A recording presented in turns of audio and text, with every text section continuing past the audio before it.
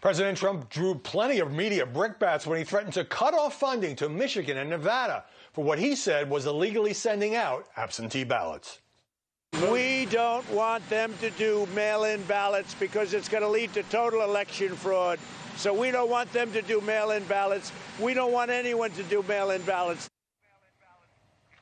But Michigan said these were routine mail voting applications, and Nevada's Republican Secretary of State defended the process. And we're back with Kristen Soltis. Anderson, you study this for a living. The president later backed off his no funding threat. But the press says there's no evidence of significant fraud in voting by mail, and it may not be true that voting by mail helps Democrats over Republicans. Your thoughts?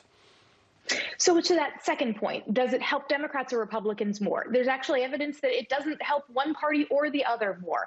You've had instances where, for instance, in that recent pickup election for Republicans where they picked up that seat in California, an awful lot of ballots cast by mail. More of them, I believe, were cast by Republicans than by Democrats. So there is plenty of study on does more mail-in balloting help Democrats or Republicans. It's never shown that there's a bias one way or another. On the voter fraud piece, there have been instances of voter fraud linked to mail-in balloting. However, the most high-profile example was in North Carolina. It was a Republican strategist who was trying to go around and do this ballot harvesting and was collecting up ballots and handing them in improperly where some of them had been tampered with. So it happens, but it's very infrequent, and it's not something that's just confined to Democrats doing it. Again, that most prominent case was a Republican doing it. So I think Republicans should not be pushed back on this in the way that they are.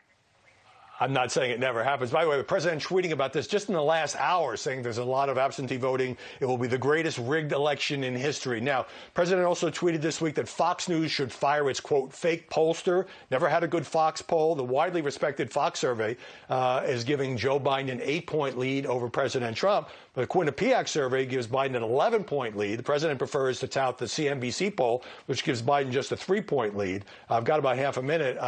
Why such a wide range in these recent polls? It's a really interesting question. I think some of them are focusing on registered, while some are looking at likely voters. So they have different assumptions about who they're focusing on. But you also just have any type of poll you're doing. Again, it's a statistical, probabilistic exercise.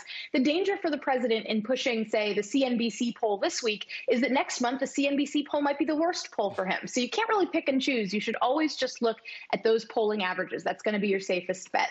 All right. Well, you know what? Politicians love to pick and choose when it comes to these numbers. Kristen Soltis Anderson, thanks very much. Ahead, the Cuomo brothers draw some media criticism for fooling around during